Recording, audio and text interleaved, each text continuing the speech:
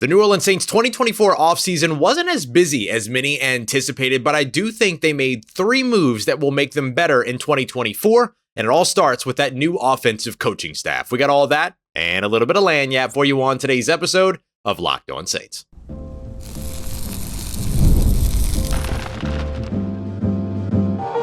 You are Locked On Saints, your daily New Orleans Saints podcast, part of the Locked On Podcast Network. Your team every day. What is good, Who Dat Nation and Who Dat family? I am your host, your friend Ross Jackson, New Orleans native, your New Orleans Saints expert and credentialed member of the media covering those New Orleans Saints as a senior writer and reporter over at Saints News Network. And on today's episode of Locked On Saints, we're taking a look at the top 3 New Orleans Saints offensive moves from the 2024 offseason so far. We'll take a look at them making the right decision to turn the offense over to its playmakers, led by wide receiver Chris Olave. We're also going to dive into the speed that they added on defense and how that should help this defense improve in areas where it has struggled here over the recent past. And we're going to kick everything off with Klint Kubiak and the new direction that the Saints are going on offense and how that could benefit them in 2024. We got all that and much more coming up for you on today's episode. And we appreciate you very much, as always, for making us your first listen of the day every day and for being an everydayer here on the Locked On Saints podcast, which is a proud part of Locked On Podcast Network,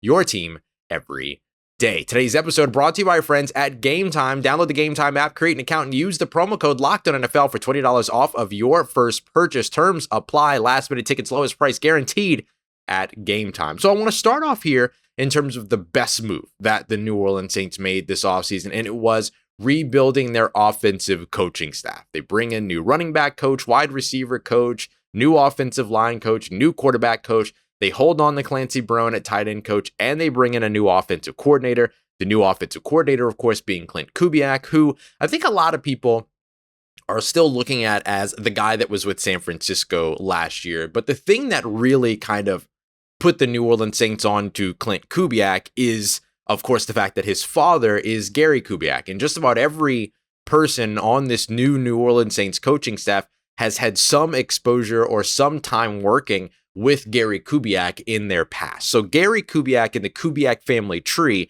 is more of the connective tissue than simply the San Francisco 49ers and the New Orleans Saints wanting a wide zone offense and a Shanahan offense and all those other things. Keep in mind that the Shanahan offense, before it was Kyle Shanahan, the head coach of the San Francisco 49ers, it was Mike Shanahan's offense over in his dad over in Denver, which he built with Gary Kubiak. So it's all tied into the same tree. But that was a big reason why the New Orleans Saints wanted to go out and get Klint Kubiak. And so they got him. He was our 1A or 1B. I think we had him as 1B, along with Zach Robinson, who ended up over in Atlanta. So here on the show, very happy to see Klint Kubiak as the offensive coordinator. But beyond that, just simply being a move that we wanted to see happen, here are some of the reasons why I think that this was the most important and the biggest move that the Saints made this offseason. I think it helps you in 3 specific areas if you're the New Orleans Saints. The first of which is that it varies up the offense a bit. And the way that I like to say it and the way that I like to kind of look at it is that creativity trounces predictability. And we saw a lot of predictability when it came to the New Orleans Saints offense over the last, I'll call it few years. It wasn't just the Pete Carmichael years, that 2021 season with Sean Payton with the injured quarterbacks and only being able to do so much and all those other things like that kind of led into that too. It was for other purposes other than play calling, but the lack of being able to land a quarterback for more than 7 games ended up putting the Saints in a lot of predictable circumstances is really what it was. Although that team was exciting when it was Jameis early, when it was Taysom late, it was just the Simeon and Ian Book starts in between that kind of got you feeling all kind of numb and less tingly than you'd like to feel. So I think that the creativity is a big part of it. I think that the other thing too is that this will help the New Orleans Saints because of the sort of expanse of the playbook, the comfort that comes with it, bringing the play calling down to a more manageable set of vocabulary, all these other things kind of helps you potentially get into rhythm a little bit faster than what we've seen. Now, when I talk about getting into rhythm, I still think that the Saints are going to have some growing pains early on in the season. But once they kind of figure out what this system is and then have that system under their belt, they'll get into rhythm earlier in games is really the big thing. Saints were not a first half scoring team. They were oftentimes playing from behind in the second half, things like that. Not the best game situation to find yourself in, especially when they were playing against teams that were just as good as them or better than them, which were the teams that they struggled against last year. So I think that being able to score earlier puts the team in better position to be able to put games away late, as opposed to having to try to, make up a difference, right? Trying to kind of climb back into a game a la the Jaguars, the Rams, the Lions, all last season as some examples there. The last piece that I look at is putting playmakers in better positions to make plays. This offense is going to play to the strengths of its personnel, which I think is really important. Anytime that we talk to Klint Kubiak and ask about what do you think this offensive system is going to do to elevate the players, he always kind of says, well, it depends on what it is that the players do best, because that's what they're going to build the offense around, which should sound familiar. I mean, this is what Sean Payton preached for years and years and years and years. You bring every player in, understanding what it is that they're strongest at doing, and then build around that and build your offensive system to support those things. I know, sounds crazy, but here we are again with another play caller, another offensive designer that will bring that into play. And I think that becomes important from a couple different varieties, because it helps your quarterback. I mean, for instance, with Derek Carr, motion, right? Putting motion into the offense allows you to be able to elevate what it is that Derek Carr does really well, which is be a pre-snap diagnosing quarterback. That's one of the things that he does very well, and be able to orchestrate an offense from the line of scrimmage. He's got a lot of experience. He's seen the field a lot. He's seen a lot of defense. He knows that once he knows the system and has like full kind of control over the system, things like that, then I think that those things will play to his strength. I think that play action plays to his strength as well. Getting the ball to Alvin Kamara in space, getting the ball to Rashid Shaheed in space, utilizing Juwan Johnson to attack the middle of the field, things like that. So these are the things that I think that you'll start to see with this New Orleans Saints offense more consistently, as a means of highlighting what the offensive playmakers do well. How do they make their plays? And then how do you put them in position to make those plays? That's what this Klint Kubiak offense is doing.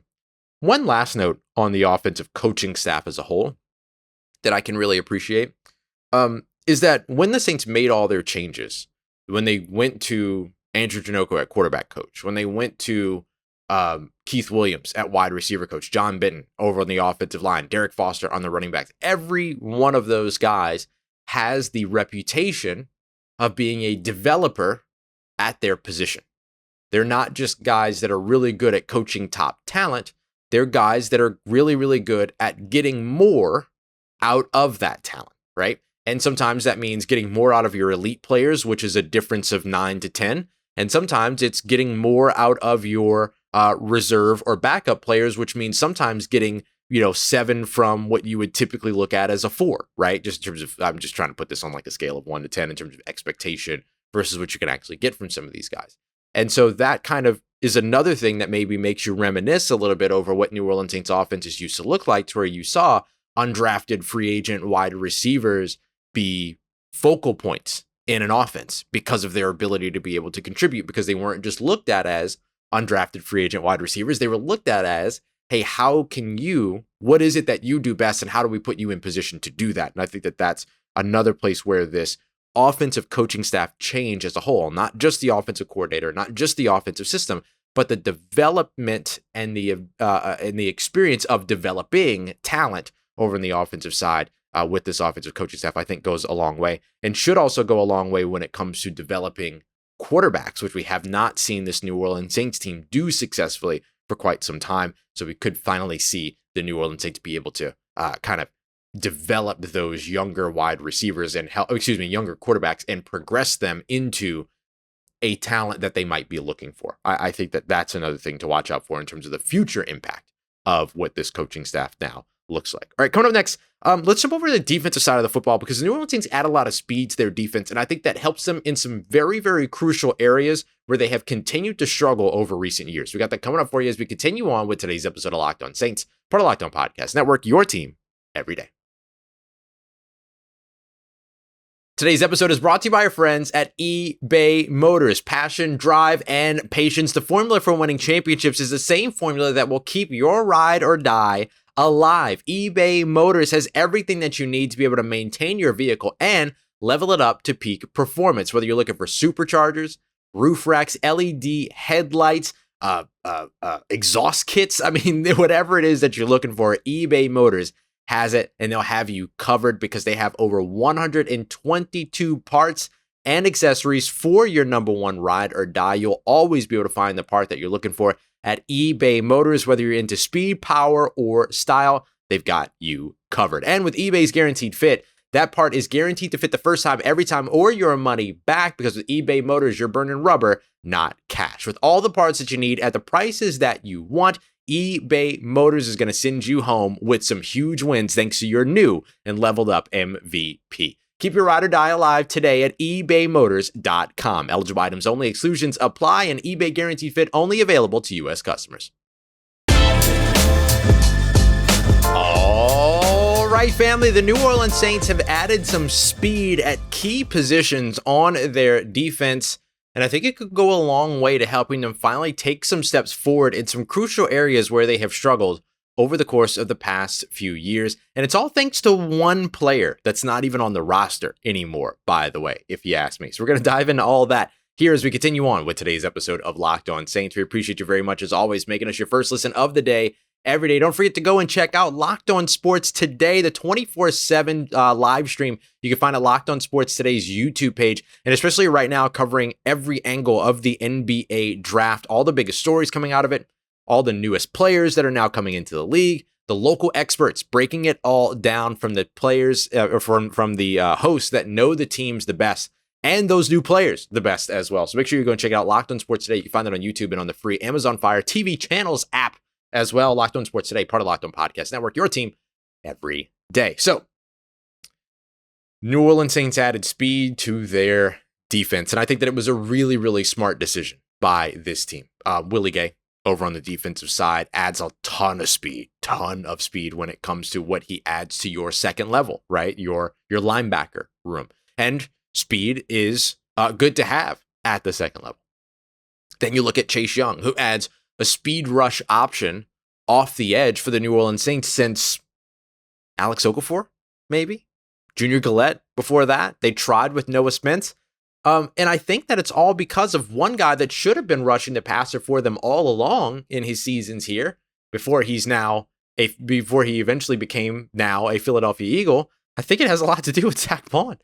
And I'll throw Caden Ellis in there too. Really gets two players that aren't even on the roster anymore, because Caden Ellis is over in Atlanta. Now, I understand why you weren't able to keep Caden Ellis. Caden Ellis came through in a season, or bridged a couple of seasons, where the Saints were not going to be adding a third linebacker look to a lot of their defense. He was a starting caliber linebacker, is a starting caliber linebacker, and he got starting caliber linebacker money. Saints were not going to pay Caden Ellis starting linebacker money to be a reserve linebacker, right? A backup linebacker that saw the field 6% of times as long as your linebackers stayed healthy in Demario Davis and Pete Werner. So I get that. I understood that one. Broke my heart because I was such a big fan of Caden and what it is that he was able to do with the team. And just the way that he grinded. Like, he just kept his head down, grinded, progressed, developed, got better, did all of it. He had the natural talent like nobody's business, right? But he just grinded and made it happen, right? Made good on the opportunity that time that he really got the real opportunity against the Pittsburgh Steelers that week and all those things, and then just kind of took off from there, which was awesome. But Zach Bond is a guy that I don't blame him. I think you got to go both ways here. It's not just did the New Orleans Saints want to keep him, it's did he want to be in New Orleans? Did he still want to be with this team that had misused him for so long?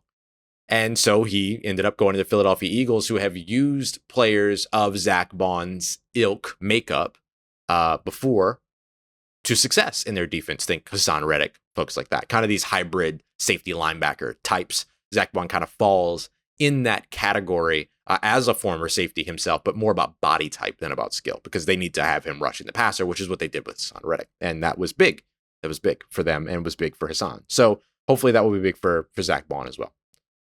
So I think that seeing what it is that those guys brought to this defense and the value that they brought, particularly as you look at Caden Ellis and being able to get to the quarterback, Zach Bond being able to get to the quarterback. Look at Zach Bond last year and the way that he helped to limit any rushes by quarterbacks to his side, whether it was against CJ Stroud, whether it was against Trevor Lawrence, whoever it was, these mobile quarterbacks, if they tried to flush out to Zach Bond's side, Zach Bond's speed allowed him to be able to secure the perimeter and not really allow any of those big runs to take place. We did a whole breakdown of, runs that went to Zach Bond's side versus those that didn't by quarterbacks, and how much more successful the Saints were in those ones that went over to Zach Bond's side. And remember, Zach Bond was playing a strong side role, meaning that he was on the side of the offense that had more players to block for that quarterback as well when he decided to scramble. So I think that the Saints kind of saw that and then said, okay,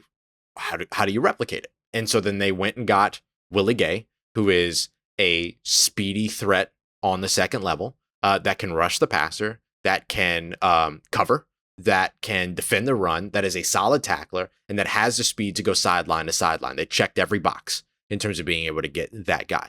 Then they took it a step further, and in addition, went out and signed Chase Young, who gives you the speed rush prototype, which again, as we mentioned earlier, the Saints haven't had in a while. They like their 6'4" and above, 6'5", 6'6", 6'7" type guys that are the speed to power conversion. I'm going to push an offensive lineman back into the quarterback's lap to get the sack, a la Cameron Jordan. That's the type of guy that they typically go for. And Chase Young has some of that in his pass rush repertoire as being a guy that can, rush the passer and win with power and all those other things. But really what he brings to this team that they have lacked in the past is the speed. And I think that is something that the Saints are going to look forward to having. That should help with the mobile quarterback problem. That should help with the sort of escaping, scrambling, not necessarily like the mobile quarterback problem to where you have the quarterback that runs for a bunch of yardage, but that creates in the backfield and then finds those receivers wide open and things like that. That should help with all of those areas. And I think that Willie Gay, too, can help you as somebody that, in addition to Pete Werner and Demario Davis, can cover a tight end downfield, can cover a running back out of the backfield. In those weird times where you do end up seeing a defensive lineman drop back into coverage and all that, hopefully getting those third linebackers out there keeps you from having to do that. And then all at the same time, it benefits your defense that you can get heavier, that you can be bigger and still maintain speed, actually add speed. Think about this.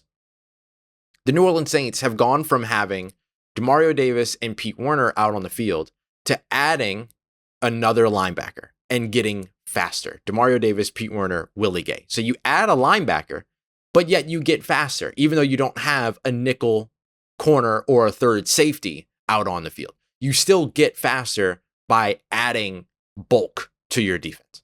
Then on the defensive line, you've gone from having a NASCAR package of Cam Jordan, Carl Granderson, and Peyton Turner to having a NASCAR package of Cam Jordan, Carl Granderson, and Chase Young. You got bigger and you got faster.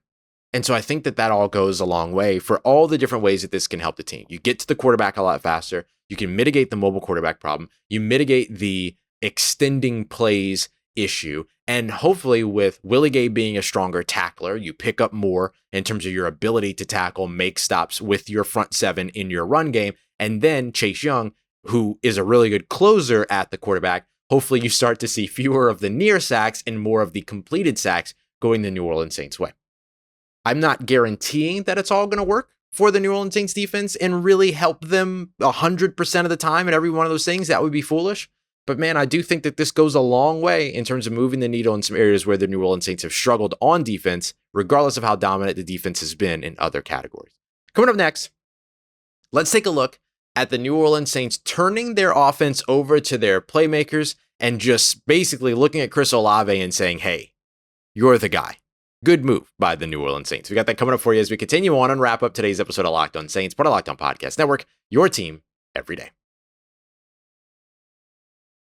Today's episode of Locked On Saints is brought to you by our friends at FanDuel, America's #1 sportsbook, and of course, our official sports betting partners here on the Locked On Podcast Network. As summer rolls along and the playoffs fade away, the importance of the MLB and of course the WNBA continue to grow. You also just had the NBA draft, so maybe getting into some of those NBA futures, NFL futures as well with the season on the way could be a lot of fun as well. You can get into all of that and much more over at FanDuel right now. And right now is the right time to head over to FanDuel because right now they've got boost or bonuses for every player every day throughout the summer. So now is the time to dream up the best bets anytime that you're in the mood. This summer, they're hooking up all customers, our friends over at FanDuel, with a boost or bonus daily. That means that there's something for everyone every day all summer long. All you got to do is head over to FanDuel.com/locked-on to get started and start making bets a part of your summer. FanDuel, official sports betting partner of Major League Baseball. Let's get it, Who Dat Nation. The New Orleans Saints have made their offense and changed their offense dramatically over the course of the offseason. But one of the things that they've done is that they have effectively said, you know what we're going to do here? We're going to hand this offense over to its playmakers. And I think that that is the right way for the New Orleans Saints to go. So we're going to take a look at that here as we wrap up today's episode. Don't forget, we are your team every day. And I mean it. Doesn't matter where in the world I am. It's your team every day. So we're going to be taking a look in tomorrow's episode. The 3 moves that the Saints didn't make that we kind of wish that they did. So we're going to take a look at maybe where the Saints might have missed some opportunity and how it is that the Saints maybe made supplementary moves. They don't give you 100% of the impact, but where they tried to kind of move the needle in the same areas anyway. So we're going to dive into that in tomorrow's episode. Don't forget to send me your 3 favorite moves of the New Orleans Saints offseason. And now you can send me the 3 moves that you wish that they would have made, but didn't this offseason as well. I was really close to, for my last move here, talking about continuing to invest in the quarterback position. I will mention that very quickly. I gave the Saints props last year, even though Jake Haener wasn't like the prototypical quarterback. And I looked at him and I kind of went, okay, yeah, that's a really good backup quarterback option for you, but not necessarily a starting quarterback in the league because of size and experience level and things like that.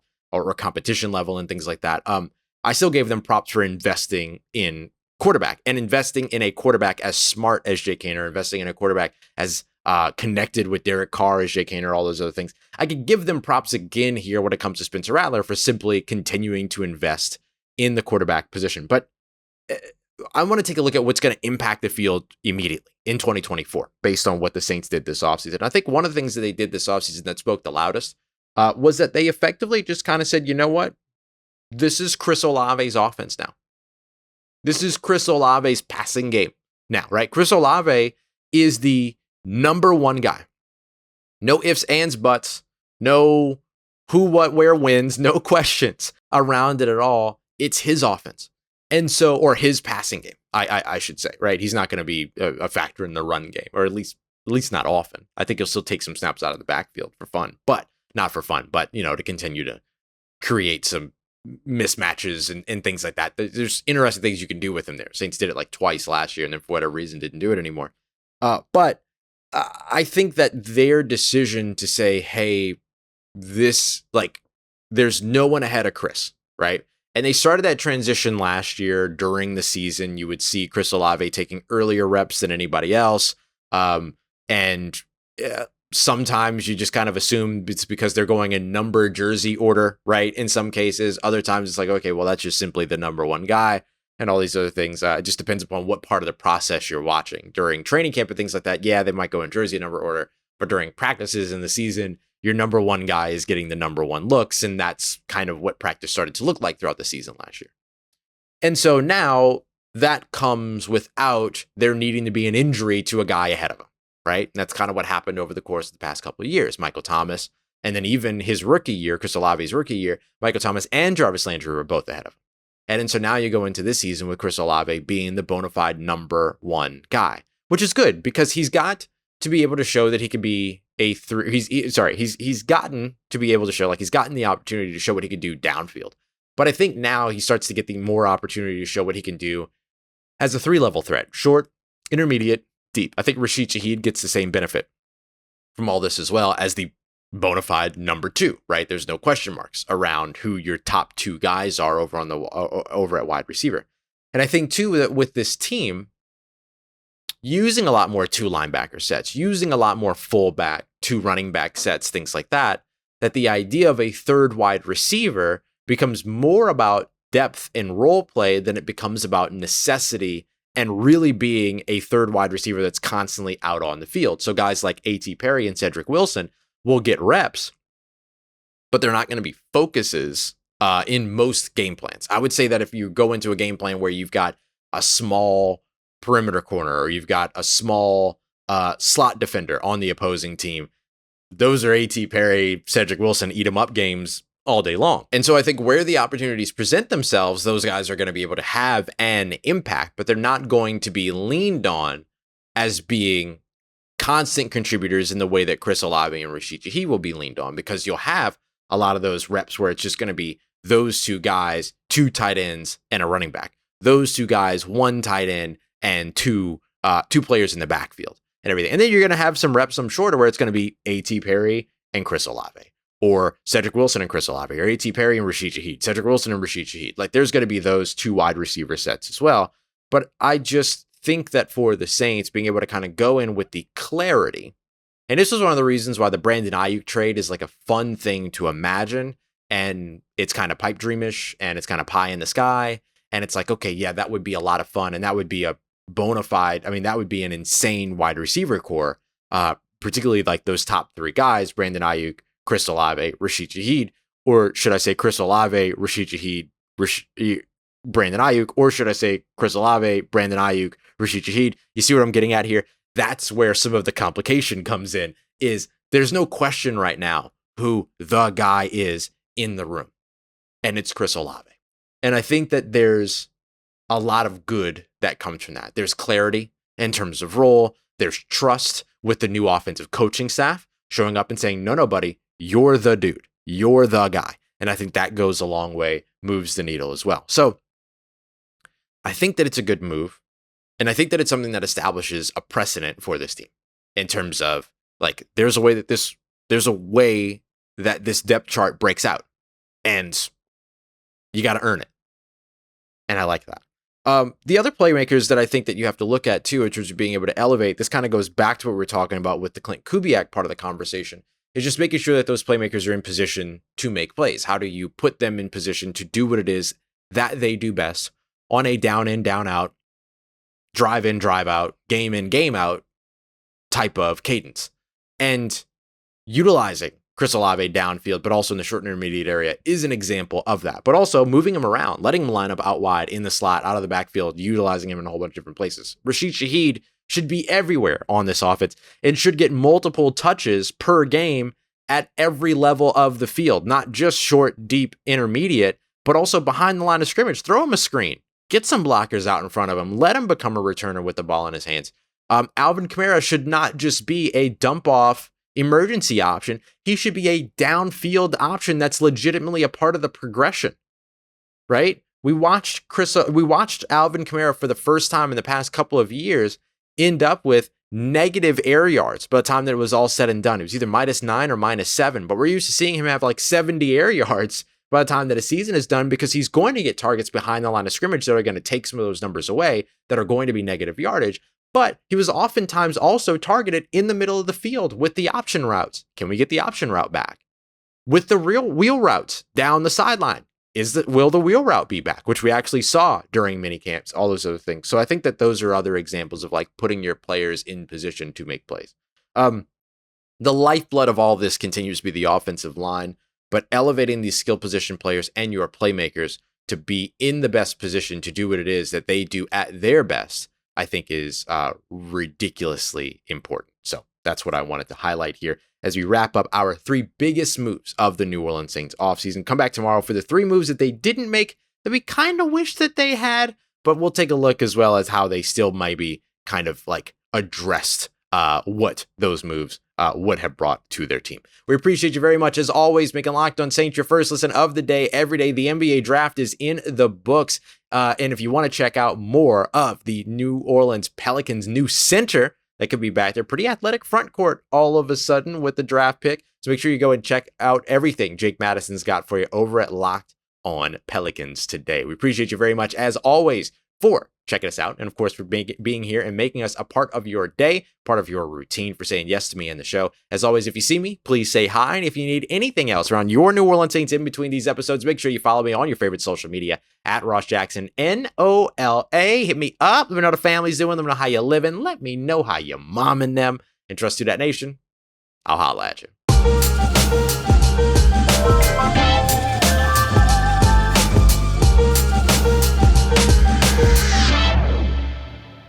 No ifs, ands, buts.